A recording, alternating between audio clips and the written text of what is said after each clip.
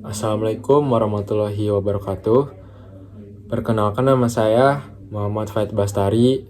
Saya dari kelas 11-2. Di sini saya ingin menjelaskan dari bagian peristiwa penting sekitar proklamasi, lebih tepatnya Jepang menyerah kepada sekutu.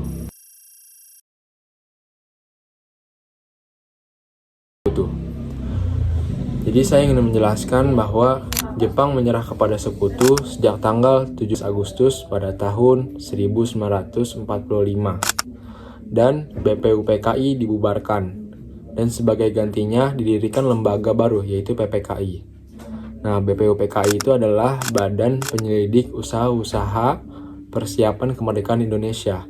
Sedangkan PPKI itu adalah Panitia Persiapan Kemerdekaan Indonesia. Jadi setelah BPUPKI ini dibubarkan, lalu sebagai gantinya didirikan yaitu lembaga PPKI tersebut. Selanjutnya itu Marsikal Terauchi memanggil 3 tokoh pergerakan nasional yaitu Insinyur Soekarno, ketua dari PPKI, dari lembaga PPKI, dan Dr. Muhammad Hatta, wakil dari lembaga ketua PPKI. Serta ada juga yang hadir di sana Dr. Rajiman Widyoningrat, mantan ketua BPUPKI. Mereka ke Dalat Vietnam Selatan untuk mendapat pesan-pesan dan petunjuk dari Marsikal Terauchi. Ketiga tokoh nasional tersebut berangkat dari Jakarta pada tanggal 9 Agustus, lebih tepatnya pada tahun 1945,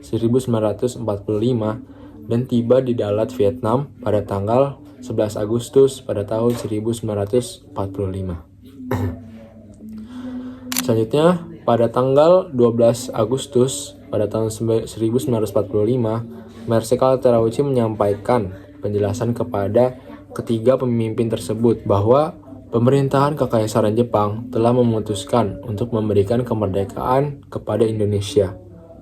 Untuk melaksanakannya telah dibentuk yaitu beberapa panitia-panitia persiapannya, yaitu diantaranya Panitia Persiapan Kemerdekaan Indonesia yang pelaksanaannya itu dan pelaksanaan kemerdekaan itu dapat dilaksanakan segera setelah persiapannya selesai.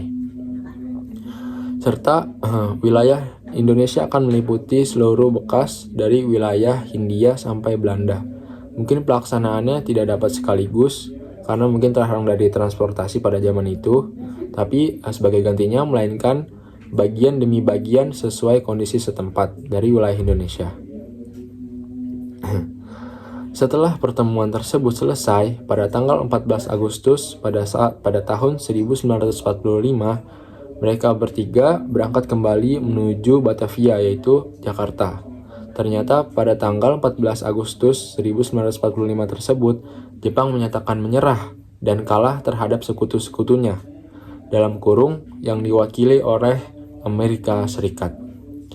Jepang mengaku kalah setelah kota Hiroshima dibom atom pada tanggal 6 Agustus tahun 1945 dan kemudian disusul oleh kota Nagasaki yang juga dibom atom pada tanggal 9 Agustus 1945 oleh Amerika Serikat. Banyaknya rakyat Jepang yang telah juga menjadi korban dari pemboman yang sangat mengerikan tersebut. Akibatnya dari pemboman tersebut, maka diputuskan oleh Kaisar Jepang Hirohito bahwa Jepang bertekuk lutut kepada sekutu. Karena juga yang seperti kita tahu, tentara-tentara Jepang dan warga-warga sipilnya telah habis karena dibom oleh bom atom yang sangat mengerikan tersebut. Selanjutnya, ada yaitu ciri khas dan penghormatan militer di Jepang ini, yaitu penghormatan militer di Jepang dilakukan dengan membungkuk karena berasal dari budaya Jepang yang menjunjung tinggi rasa hormat dan kesopanan. Membungkuk sudah lama digunakan dalam kehidupan sehari-hari untuk menghormati orang lain, termasuk atasan, serta tradisi ini juga dipengaruhi oleh budaya samurai sejak zaman dahulu, sehingga kemudian diterapkan dalam militer modern seperti Japan Self-Defense Forces. Jadi intinya itu penghormatan membungkuk di Jepang itu adalah cara tradisional Jepang untuk menunjukkan rasa hormat, disiplin, dan pengakuan terhadap hierarki. Mungkin sekian dari saya, kurang lebihnya mohon maaf. Wabillahi taufiq wal hidayah. Wassalamualaikum warahmatullahi wabarakatuh.